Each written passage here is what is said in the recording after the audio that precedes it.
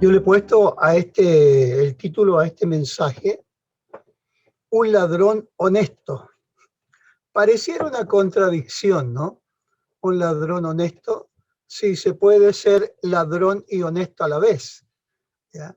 Pero ¿por qué ese título? Es lo que quiero explicar durante el mensaje, porque este pasaje que leyó hace un momento Clara Aurora contiene las actitudes que una persona tiene frente a la muerte, las actitudes, lo que espera de ese momento. Y por eso mi atención va a estar mayormente en los versículos 39 al 43, ¿ya? Pero leímos todo el contexto para saber que lo que está sucediendo acá es el momento cuando Jesús es crucificado, ¿ya? Y lo llevan y lo crucifican junto a dos malhechores, eh, como una manera de humillarlo, de ponerlo a la misma altura que los malhechores. La actitud de Jesús frente a la burla, se burlan las autoridades, se burlan los soldados y se burlan también estos dos o uno de los malhechores, ¿ya? Debemos recordar lo que Jesús dijo, que él era manso y humilde de corazón, ¿ya?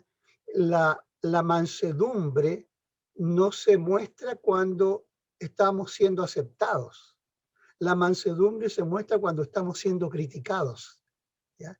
Y es ahí donde se prueba nuestra madurez. Y Jesús no responde a todo esto, porque en un texto de Pedro dice que él no respondía, aunque le maldecían, él no respondía de la misma manera. Aquí tenemos toda la grandeza en el carácter de Jesús. Pero esto desentona un poco con este diálogo que se da con los malhechores, delincuentes, ladrones. Tienen diferentes títulos cuando uno lee la palabra. Y estando los tres en la cruz, se da este diálogo que me parece tan representativo de la forma como las personas enfrentan la muerte. Por ejemplo, Salvador Dalí, el pintor surrealista, se dice que él, cuando se acercaba el momento de la muerte, maldecía, no quería ese momento, pero ese momento era inevitable. Su reacción, él nunca quiso morir. Entonces, no hay nada más terrible que una persona que no quiere morir, porque la muerte es algo que nos va a acontecer a todos. Yo, sin ser profeta, les puedo decir a ustedes que un día van a morir, con seguridad, y no me equivoco, ¿ya? Y yo también. Eh, Mi tatarabuelo murió, mi abuelo murió, mi papá murió, mi mamá murió. Y eso me enseña que es muy probable que también yo un día muera. O sea, todos nos vamos a enfrentar a ese momento. ¿Cómo nos enfrentamos a ese momento?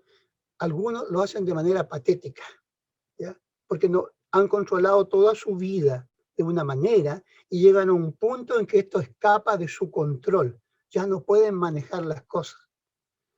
Y otros lo harán con la paz que Jesús demuestra acá. Dice Jesús: Padre, perdónalos porque no saben lo que hacen. Con la tranquilidad de saber que está dentro del plan diseñado por alguien superior en ese momento a él, porque él está como Cristo, como hombre, y ve a Dios como Dios Padre, y nos enseña a través de eso, nos da el ejemplo. Pero aquí aparecen estas otras dos personas, que es el lado opuesto a la forma como reaccionamos. Un malhechor, dice, estando colgado, dice, le injuriaba. Y le dice: si tú eres el Cristo, sálvate a ti mismo y a nosotros. Lo que hace este malhechor o ladrón repite lo mismo que han dicho las autoridades, lo que ha dicho el soldado, Es fácil sumarse a la mayoría cuando toda la mayoría va en una dirección. Las personas que piensan, las personas que tienen carácter, saben discernir cuando la mayoría está equivocada también y aceptan, ponen el pecho a las balas por ir contrario a la mayoría. Entonces él repite lo mismo, pero yo observo en esto, en esta frase, no solamente lo que él dice, sino que lo que hay de fondo, ¿ya? Lo que hay de fondo. Él dice, sálvate a ti mismo, Jesús, y también, de paso, y a nosotros. O sea, se suma a lo que podría ser Cristo. Se toma la misma bandera. Yo pensaba en esto, ¿eh? ¿Cuántas personas se suman a veces a banderas, se suman con su bandera, aprovechando la bandera de otros? ¿Ya? Bueno, haciéndolo eso contextual al momento que vivimos nosotros. Yo, fijándome en la televisión, en algunas manifestaciones, cuántas banderas aparecían ahí que no tenían nada que ver con la manifestación. Pero esas personas se aprovechaban del momento y daban a entender de que toda esa gente piensa igual que él. Este ladrón o malhechor quiere hacer lo mismo. Mira, Jesús, sálvate, tú tienes poderes, y bueno, y también a nosotros, pues nos sumamos, aunque la causa de Cristo no es la causa de él. La causa de él es otra, es un malhechor, y este malhechor no ha reconocido que lo que ha hecho está mal. Por lo tanto, uno puede esperar que si esto hubiera ocurrido, este malhechor se meta a la fila, tal vez hubiera sido el discípulo número 14, 15 o 20 o 30, pero habría seguido robando. Porque el hombre no llegó a un punto de reflexión donde puede decir, mire, lo que he hecho está mal.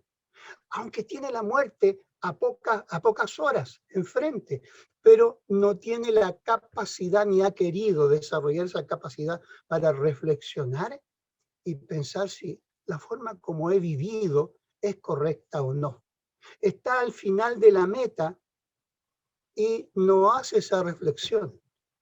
Entonces, ¿cuántas personas hoy en día que aún estando a punto de morir no hacen una reflexión para ver lo que han hecho, para saber que ahora entran en otro terreno donde hay algo superior a ellos y que van a tener que rendir cuentas?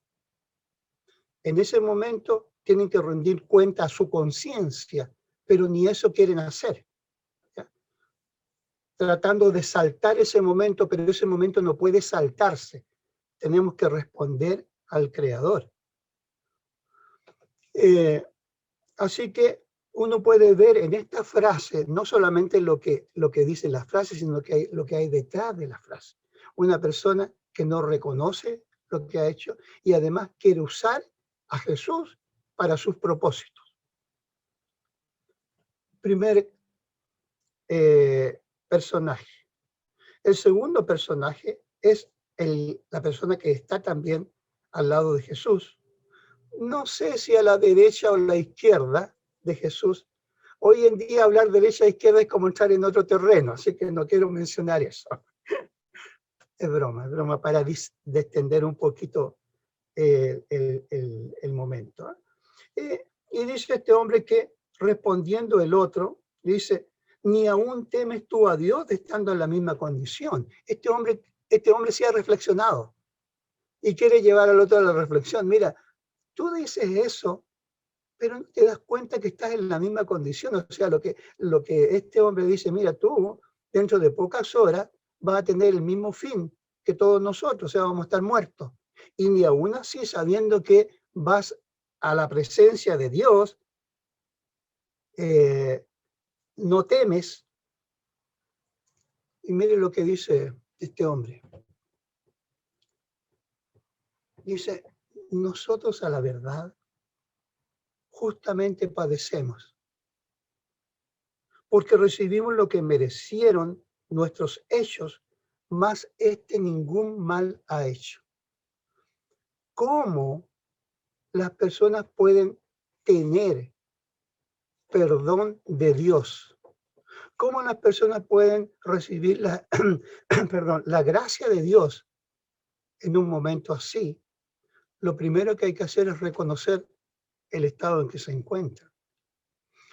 Muchas personas, eh, muchas personas no reconocen ni en vida ni en muerte. Y sabes, me he topado con personas que me han dicho esto: pastor, yo sé que es lo correcto, el evangelio, yo sé que Dios existe, pero me voy a arrepentir antes de morir. Ese es un bandido peor que el que está al lado de Jesús, ¿ya? El que está esperando y se sabe que es lo correcto. El problema es que cuando llegue el momento, no va a tener ni la fuerza, ni la actitud, ni la sinceridad, ni la honestidad para ser consecuente con las palabras. Van a ser palabras vacías, pero sin intención del corazón, porque la persona se acostumbró a ir contra su conciencia, se acostumbró a ir contra la voz del Espíritu que le decía que eso no era correcto. Entonces ya no hay fuerza, ya Dios hizo lo que debía y lo que podía hacer con él, pero ahora su libre albedrío le condena. Su libre albedrío. Así que este hombre dice, nosotros justamente padecemos. Para recibir la gracia de Dios hay que llegar al punto de reconocer que lo que Dios dice respecto a nuestras acciones es correcto. Ya no hay que disfrazarlo, que fue un error, que yo no sabía, que fui criado en un ambiente donde había mucha delincuencia y por eso soy delincuente, es que mis papás me abandonaron y hay una rabia interna contra la sociedad y por eso soy así. Mire, basta de eso. Aunque todas estas cosas pueden influir, pero sabemos de casos de personas que viviendo en la adversidad más grande, sin embargo, fueron personas positivas y mejoraron e hicieron un avance en la sociedad y fueron positivos en la sociedad, aún teniendo todas las condiciones para no serlo. Así que eso en gran medida es una excusa. Tiene que llegar el momento para recibir la gracia de Dios, reconocer. Eso significa confesar delante de Dios. Lo que está haciendo este hombre está confesando. La palabra confesar es homologar en griego, homologar. Nosotros lo usamos a veces en educación. Cuando hay un ramo de una universidad y quiere ser aceptado en esta segunda universidad, entonces la universidad examina el currículum y dice, bueno, te vamos a homologar. ¿Qué significa eso? Que nosotros vemos lo que tú has hecho igual, ¿ya?, que lo que nosotros pedimos. Eso significa confesar. Lo que está diciendo este ladrón es, estoy homologando, estoy confesando y reconozco que lo que Dios dice respecto a mis acciones es lo correcto. He sido un delincuente y ¿por qué estoy aquí en esta cruz? Sencillamente porque lo merezco. No hay manera de recibir la gracia de Dios si el hombre no reconoce que su condenación es justa. ¿Ya? Aquellas personas que se justifican, dicen, bueno, como queriendo pensar que el ser cristiano significa una estrellita más en la corona de Jesús, es como hacerle un favor a Dios, ¿ya? Yo soy una persona no tan mala, pero al ser cristiano, ya estoy llevando prestigio al cristianismo. Esa persona no ha conocido la gracia de Dios porque no ha reconocido que sus acciones, su pecado propio, le hace digno merecedor de la muerte. Y cuando eso ocurre, la persona valora la gracia. Por eso Jesús dijo, a quien mucho se le perdona, mucho ama. Aquella persona que no ve que sus acciones tienen consecuencias y que Cristo vino a salvarlo de esas consecuencias de la condenación eterna, no puede acariciar la gracia de Dios, no puede valorarla. Es lo que hace este malhechor. Yo le puse ladrón, porque este ladrón es honesto con su necesidad. Por eso le puse el ladrón honesto.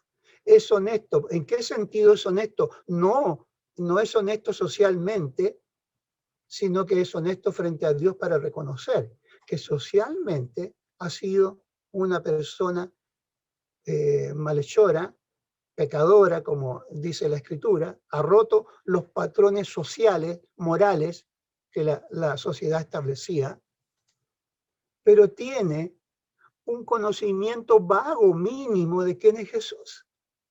Y eso es suficiente porque está siendo honesto. No es la cantidad de palabras, no es la cantidad de acciones que ahora él debe hacer. Mire, esto pone en un aprieto algunas iglesias, ¿ah?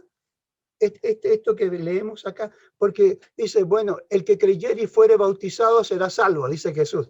Y aquí tenemos una persona que creyó, pero no alcanzó a ser bautizado. Y sin embargo, Jesús dice, hoy estará conmigo en el paraíso. Estará en la eternidad con Dios. ¿Ya? No, eso pone en un aprieto a veces, pero la soberanía de Dios es suficiente. Él hace y lo que hace, lo hace bien. Y este hombre llega a ese punto, reconocer. Y con la fe mínima que tiene de Jesús es suficiente. No es la cantidad de palabras. Mire lo que hay detrás de sus declaraciones. Él dice que Jesús no ha hecho ningún mal, y lo cual es cierto. Él también es consciente de que todas las acusaciones que se ha hecho Jesús son mentiras. Han sido hechas por religiosos interesados en que Jesús termine ahí su vida. No hay un acto repudiable socialmente que habrá quebrantado. Lo que hay son actos religiosos. Y los actos religiosos no son dignos de muerte. Por eso que los judíos lo llevan de Pilato, donde Herodes, tratando de acusarlo, y buscan personas que agranden lo que Jesús ha dicho para acusarlo. Pero no es, incluso Pilatos trató de salvarlo a última hora, hasta última hora, ¿ya? Porque él dice, mire, yo no encuentro nada en esta persona digno de muerte. Pero Pilatos tuvo el síndrome de un político. ¿Cuál es el síndrome de un político? El síndrome es hacer lo que las masas le piden. Él, sabiendo que era incorrecto lo que estaba haciendo, ¿ya? ¿Ya? Y me dicen aquí por interno que su señora le advirtió, ¿ya? Lo cual es cierto. Eso pasa por no hacer caso a la señora. Bueno, es otra broma, ¿eh? Pero bueno, es una broma media nomás, porque es verdad, ¿ya? La mujer dice ahí en los evangelios que le decía que este es un hombre, es un inocente. Pero bueno, el síndrome de un político, bueno, no de todos los políticos, no quiero tirar barro a todos, pero sí de una gran mayoría que viven para el aplauso de la galería. Y así que este hombre, viendo la multitud, y la multitud decía, crucifique, crucifique. Bueno, dice ya, yo me lavo las manos acá, soy libre de la sangre de este inocente. Y bueno, no creo que sea tan libre. ¿Ah? Y aceptó la muerte de Jesús. Así que este ladrón algo sabe, lo mínimo, que Jesús fue acusado y llevado a la cruz de manera incorrecta, es inocente. Y mire, algo más sabe. Y dijo a Jesús, acuérdate de mí cuando vengas en tu reino. Ah, este malhechor tiene oídos bastante buenos porque ha escuchado que este Jesús, por lo menos hay un letrero sobre la cabeza de Jesús que dice que es el rey de los judíos. Así que por lo tanto ahí él cree que él es el rey, pero más que eso, no solamente cree que es el rey, cree que este rey va a resucitar y volverá en su reino. Mire qué declaración, porque él dice, acuérdate de mí cuando vengas en tu reino. No ahora, no ahora, porque está en la cruz, cuando vengas en tu reino. Mire la fe de este hombre, la honestidad en ese momento de este hombre. Reconoce su falta, reconoce en Jesús el justo y reconoce también que este Jesús va a volver y será el juez también. Y solamente él se atreve a decir, acuérdate de mí. Ni siquiera algo más que esté a tu derecha ni a tu izquierda, acuérdate de mí cuando vengas en tu reino. ¿Y qué seguridad tiene este hombre de que en ese momento tan difícil de la muerte, él va a continuar su existencia en la presencia de Dios? La confianza la tiene en lo que ha dicho Cristo. De cierto te digo. En griego es amén, amén. Jesús usa esta palabra, amén, amén, legei, de cierto, o sea, no hay nada más seguro. Eso quiere decir, cuando alguien dice amén, dice estoy de acuerdo, es cierto, es verdad. Jesús le dice, mira, es verdad que hoy estarás conmigo en el paraíso. Este hombre cambió de la desesperanza a la esperanza. Y es lo que significa este día para nosotros los creyentes y para el mundo. Hay esperanza en Jesucristo. Puede cambiar las tinieblas en luz. Puede cambiar la agonía en vida. Hoy estarás conmigo en el paraíso. Es el mismo que dijo, el que cree en mí, aunque esté muerto, vivirá. El que cree en mí, aunque esté muerto, vivirá. Es el mismo que dijo, yo soy la resurrección y la vida. El que cree en mí, eso dice Jesús. Si usted cree en Jesús, eso es lo que le espera. Si usted tiene dudas respecto a Jesús, debe reflexionar, porque Él vino a limpiarnos, a borrar nuestros pecados de manera completa, absoluta. Pero hay una condición. La condición es que lleguemos a pensar igual como Jesús piensa de nuestras acciones. Si Él las ve mal, bueno, son malas, pues son pecados. No son errores, son pecados. Son faltas morales delante de Dios. Y solamente en ese momento uno puede recibir la gracia. Si le está haciendo el quite a ese momento, piense en esto. Estamos en una condición como humanidad en que nadie le asegura a usted ni un día de vida. Nadie nos asegura. Se vacunó la primera dosis, la segunda también. Bueno, hay gente que se ha vacunado 2 veces y se muere. Nada nos asegura. Nada, pero en esa condición es bueno reflexionar. Si este momento llega, si este momento ocurriera, ¿qué confianza tengo yo de llegar a la presencia de Dios y saber que voy a estar con Él? Si Él me pregunta por qué debo dejarte entrar en mi reino, ¿qué le diría yo? Son preguntas existenciales que en algún momento vamos a tener que enfrentar si no la hemos enfrentado ahora. Por eso, este texto nos habla de la victoria frente a la muerte. Parecería que ver a Jesús en la cruz es una derrota, pero Él pasó por la muerte para mostrarnos las victorias sobre la muerte. Es aquella persona que probó lo que vino a vencer, la muerte. Nadie ha escapado de la muerte, excepto Jesús. Nadie sabe lo que hay al otro lado de la muerte, excepto Jesús. Y cuando Él resucitó, no desmintió nada de lo que había dicho. Todo lo que Él había dicho lo confirmó. Cuando dice a sus discípulos la última noche, dice, bueno, en la casa de mi Padre muchas moradas hay. Si así no fuera, yo le habría dicho. Mire, Jesús no andaba con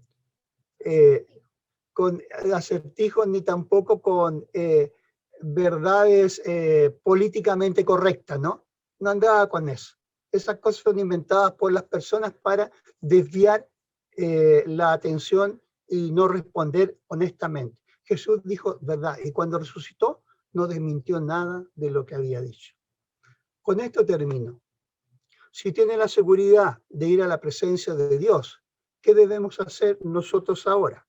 Le comparto la conclusión que dio Pablo cuando habló de la resurrección. Él termina en 1 Corintios 15, versículos 55, 56, 57, 58. Dice así: ¿dónde está, oh muerte, tu aguijón? ¿Dónde, oh sepulcro, tu victoria?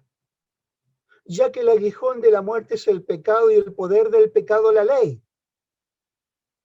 Pero dice, más gracias sean dadas a Dios, que nos da la victoria por medio de nuestro Señor Jesucristo. Así que, hermanos míos, amados, estar firmes y constantes, creciendo en la obra del Señor, sabiendo que vuestro trabajo en el Señor no es en vano. Si estamos seguros de esa eternidad en Cristo, ¿qué hemos de hacer? Hermano, manténgase firme, constante, siga creciendo y trabaje para el Señor. Porque su trabajo, muchas cosas que hacemos, que fue un fruto del trabajo aquí, van a quedar acá. Pero el trabajo para el Señor es un trabajo que va a conservarse en la eternidad.